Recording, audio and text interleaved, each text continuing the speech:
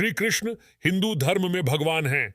वे विष्णु के 8वें अवतार माने गए हैं। कन्हैया, श्याम, गोपाल, केशव, द्वारकेश या द्वारकाधीश, वासुदेव आदि नामों से भी उनको जाना जाता है। कृष्ण निष्काम कर्म योगी, आदर्श दार्शनिक, स्थित प्रज्ञ एवं दैवी संपदाओं से सुसज्जित महान पुरुष थे।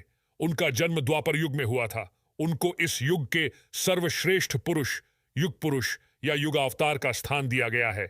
कृष्ण के समकालीन महर्षि वेदव्यास द्वारा रचित श्रीमद् भागवत और महाभारत में कृष्ण का चरित्र विस्तृत रूप से लिखा गया है।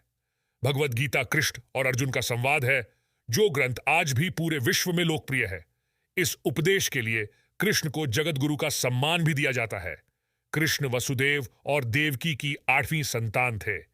देवकी कंस की बहन थी। कंस एक अत्याचारी राजा था। उसने आकाशवाणी सुनी थी कि देवकी के 8वें पुत्र द्वारा वह मारा जाएगा। इससे बचने के लिए कंस ने देवकी और वसुदेव को मथुरा के कारागार में डाल दिया। मथुरा के कारागार में ही भादो मास के कृष्ण पक्ष की अष्टमी को उनका जन्म हुआ। कंस के डर से वसुदेव ने नवजात बालक को रात में ही यमुना पार गोकुल में यशोदा के यहां पहुंचा दिया। गोकुल में उनका लालन पालन हुआ था। यशोदा और नंद उनके पालक माता पिता थे। बाल्यावस्था में ही उन्होंने बड़े बड़े कार्य किए जो किसी सामान्य मनुष्य के लिए संभव नहीं थे। अपने जन्म के कुछ समय बाद ही कंस द्वारा भेजी गई राक्षसी पूतना का वध किया। उसके बाद शक्टासुर, तृणावर्त आदि राक्षस का वध किया।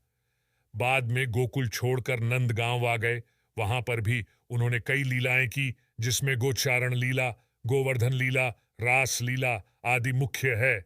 इसके बाद मथुरा में मामा कंस का वध किया। सौराष्ट्र में द्वारका नगरी की स्थापना की और वहां अपना राज्य बसाया।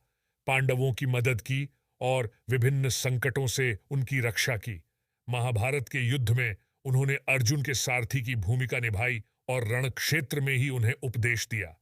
124 वर्षों के जीवन काल के बाद उन्होंने अपनी लीला समाप्त की। उनके अवतार समाप्ति के तुरंत बाद परीक्षित के राज्य का कालखंड आता है।